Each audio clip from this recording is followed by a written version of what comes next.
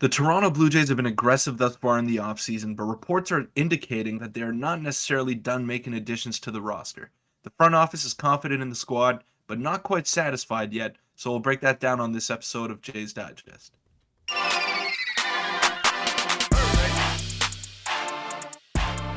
What's up, Jays fans? I'm your host, Peter Vryonis, alongside host Nick Gosse. We want to thank you all for the support that we've been getting. It's been unreal. 2022 was beyond our imagination, and hopefully we could start off the new year on the right foot with more support and just more engagement from all of you. Yeah, it's been unbelievable. Keep leaving your comments. We love talking with you guys, and the community is getting bigger, and it's been great. We're looking forward to 2023. We have a couple special videos planned, and we're definitely gonna be going live over the next few days. We've been busy, and I've been feeling a bit under the weather, so we haven't done it as much. But we'll get into the first topic. A lot to get into today, and like you said, some reports have surfaced. The Jays are not done making moves. So let's get into the first one. More moves coming.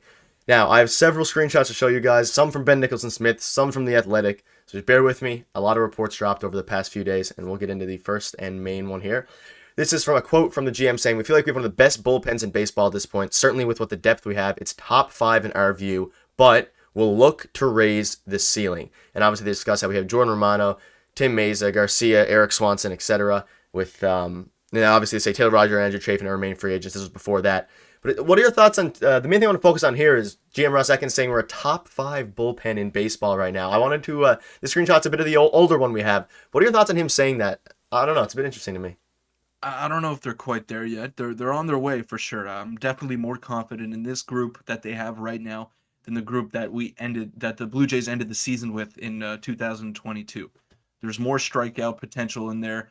You have additions that you could potentially be getting in Yasser Zulueta and Nate Pearson potentially coming up this season. So those are names to look after, and any bullpen that doesn't include Trent Thornton is probably an upgrade in my opinion. Not to rag on the guy, but he's not at the caliber of some of those other names that you just mentioned in that group. So I think they are a better collection of talent right now.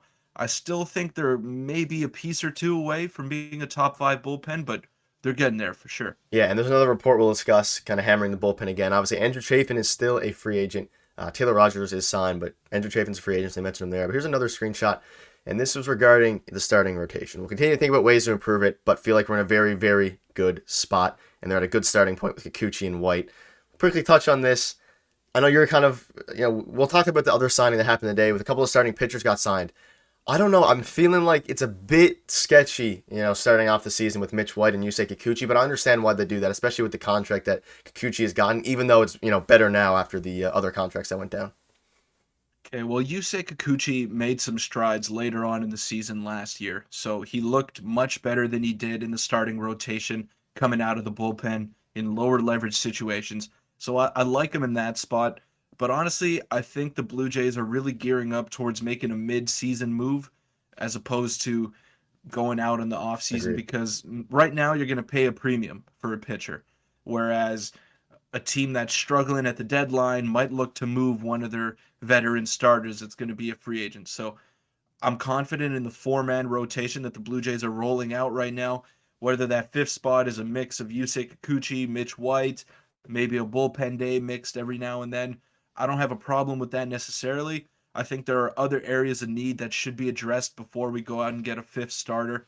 So I don't hate the approach by Ross Atkins and Mark Shapiro. They've been very aggressive and pulled all the right strings this offseason. So I'm confident that they'll make the right move when the time is right for that 5th starter spot. Yeah, I agree with all those points. I think like the bullpen is a bigger priority right now, and at the trade deadline, the starting pitching it's much more easily addressed. It'll be cheaper. And again, Ricky Tiedemann, we brought him up a lot, might be an option for the bullpen as well. But for the future, a starting pitcher. So maybe committing to another pitcher for 5 years or whatever it would take is not in the best interest. A 1-year deal would be perfect, a stopgap. But And go ahead. yeah. And another thing that I want to mention, I'll use the Seattle Mariners as an example here. And we got one of their high-end relievers in Eric Swanson. Look at their starting rotation. It was nothing special aside from Luis Castillo, who carved up the Blue Jays in the playoffs, who's, I think, one of the best starters in all of Major League Baseball. There's not much there. Robbie Ray had an up and down season for them. Kirby's pretty good. Logan Gilbert is pretty good, but he's still a little bit inexperienced. But every single guy that came out of that bullpen was throwing gas. and striking guys out. And that's what you need come playoff time, because your starter's not going to go 7, 8 innings in the playoffs. There's a much shorter leash on your starting pitcher once you get to October baseball, and you need a shutdown bullpen. And by all accounts, that's what the Blue Jays are looking to build. It's a strikeout bullpen that can take over a game in the fifth inning. Yeah, their bullpen is great. They have their rotation is not as deep as ours. Obviously, they have George Kirby, who's also quite good. But besides those two, it's a bit of a fall off depending how you value Robbie Ray and Logan Gilbert. But it'll be interesting to see. We have another screenshot here I'm going to pop up, which is from after the Varsho trade. They're not necessarily done adding to their lineup, and they're open to further position player adds. So we'll quickly touch on the player we might be thinking of here. And obviously, we talked about Robbie Grossman and people like that, which would be a great addition. AJ Pollock, his name has been popping up a lot more on my feed. I think a couple of MLB writers have said the Jays have, I don't know about shown interest, but that would be a good fit at the very least. He mashes lefties, and I think he'd be a pretty solid fit. Yeah, AJ Pollock's a solid player. He's been there, done that, had success in the postseason. So I wouldn't mind that addition at all. He could play all three outfield positions as well, which is something that Robbie Grossman at this point in his career Yeah. can't necessarily do. Yeah. So Robbie Grossman offers a little bit more versatility in the fact that he's a switch hitter. He hits lefties very well, and he plays a pretty decent corner outfield. So I wouldn't mind either of them. I still think you need to go out and get a fourth outfielder, because I want Whit Merrifield to be the everyday second baseman for the Toronto Blue Jays. But right now, we're still in December. We're heading into January, into the new year, but there's still a lot of time before the season starts to make a move. And there's also some internal options that we've discussed, Nick, like Spencer Horwitz, Addison Barger, Nathan Lukes. guys of that. Yeah, Nathan Lukes, but they're all lefties. Yeah. So it depends. It depends where the Jays are at right now in their thought process, but like I said, they're pulling all the right strings, man. And if this was 2 months ago, then I'd be worried, but I'm not worried right now. No, I'm chilling too, and I'll throw a couple of final screenshots. This is quickly from Ben Turner, and he basically read through a shortened interview by Mark Shapiro, and before the Varsho trade the day before, and he said the Jays will sign or trade for a notable bullpen piece. Now, obviously, they made the Varsho trade, but you wouldn't think that would affect the bullpen piece, because obviously Lourdes Gurriel Jr. and players we gave up wouldn't be a part of a bullpen trade anyway, and Moreno as well.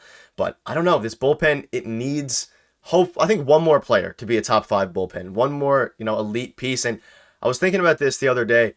If there was a way to trade Santiago Espinal and maybe I don't know the valuation of Liam Hendricks, because everyone seems to have different valuations of him. But an Espinal for Liam Hendricks trade, I feel like it make a lot of sense, especially with Merrifield as our starting second baseman.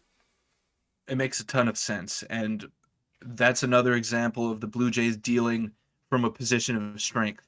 They had 3 catchers, 3 very good catchers, and they traded one to address a huge need that they had. And another big need that they have is to get a strikeout guy in the bullpen that throws absolute gas. And Liam Hendricks checks all those boxes. So if you can trade from a position of strength, an all-star, not an all-star caliber player, but a fringe all-star caliber player like Santiago Espinal, it makes sense for the White Sox, because they have Garrett Crochet, who throws absolute gas, who's a lefty, who I think is going to be their closer next season.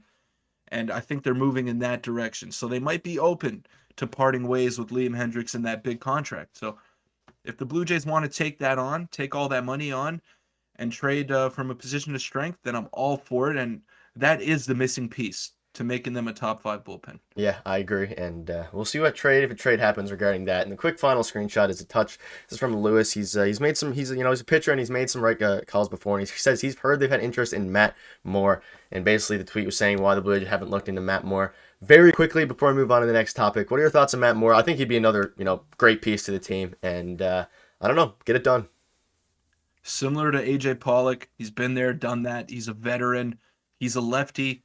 So once again, checking all the boxes in the versatility checkbook that we have, Nick, and just another solid guy. I mean, I think you need one more piece in the bullpen, whether it's Matt Moore or whether it's shutdown guy like Liam Hendricks. You're still making an improvement either way, with whatever you add. But what I want to highlight from what Mark Shapiro said is that he wants to add a notable bullpen piece. I don't know if you consider Matt Moore a notable bullpen piece, but I definitely consider Hendricks one. So it's going to be interesting to monitor that situation as the offseason rolls along. Yeah, definitely. And we'll keep an eye on it. We'll quickly touch on, we have two other topics. We'll quickly touch on this one. This was a cool thing. AL executive praises Daulton Varsho. So I just wanted to show you guys this. We're not going to discuss it too much, but it was interesting. And obviously, the Varsho trade happened a few days ago now, and we've kind of had time to settle on it. He basically says, I like the deal for Toronto, above average center fielder. He'll hit 25 home runs in Toronto, plus he's a third catcher. I see Kiermaier in center field. Bassett is better than Stripling. They're better now than when they played Seattle. And everything he said, in my opinion, is true. It's kind of what we've been preaching here. We're an upgraded team, no doubt. And I think Varsho is pretty highly regarded by other executives. I think the Jays have really shifted their focus towards adapting their team to the new rule changes. And now you have three center fielders patrolling the outfield. You have great defenders all over the diamond. And if um, Bo Bichette is naturally going to get better because you're surrounding him with great defenders all over the diamond. So that'll make his job easier. He'll have to cover a lot less ground, and it just makes the base running has gotten better. You know, they're a more well-rounded team right now with a lot less holes than they had in the postseason against Seattle. Yeah, and full off season now with Matt Chapman. I believe this the second one, and he had the full season with Matt Chapman, which will also no doubt help him. Plus, Espinal is a Gold Glover himself, or Gold Glove candidate. Let's get into the third topic. It'll be fun to see what they do there. And this is a very quick one, free agency update. I have one screenshot for you guys, but obviously two went down. Corey Kluber has signed. I'll pop up the screenshot now. This is the one I have for the update. He signed with the Boston Red Sox in a one-year contract, and obviously Nathan Eovaldi signed with the Rangers. I think Kluber could have been a decent fit. His peripherals are really good, but he's aging. He's been falling off a little bit, but his peripherals are nice. He may have been, a decent fifth starter, but he's not a lefty, and a lefty is kind of what we're aiming for right now. Nathan Eovaldi, I don't know how realistic he was, but those were the two moves that went down. This kind of touches on our first point where the free agent market is really starting to dry up now. And if the Jays did want to make a move for a fifth starter, it'd probably have to be on the trade market, or it'd have to be a guy like Wade Miley or Johnny Cueto, which aren't bad options, but I think they can do better if they are gonna give up anything to get that. Obviously, they're free agents, and you could get them for nothing pretty much. But I still think the Jays should aim higher and not necessarily go for a guy like Cueto or Miley. But yeah, those names are off the board. They were the two best left on the market, and it's not the end of the world. Boston has to give up. Boston will get an extra draft pick from Texas now, so that'll be interesting to see. But Yep. Boston looks like they're in the gutter of the AL East now. They've officially been overtaken by Baltimore, I think. Yeah, and yeah, they definitely have. And Rangers giving up a lot of picks. They obviously had to give up one for DeGrom, giving up, I think, the third rounder to Boston for Evaldi. It'll be interesting to see what the Jays do.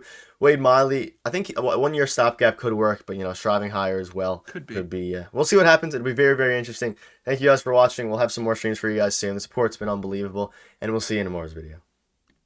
Thanks.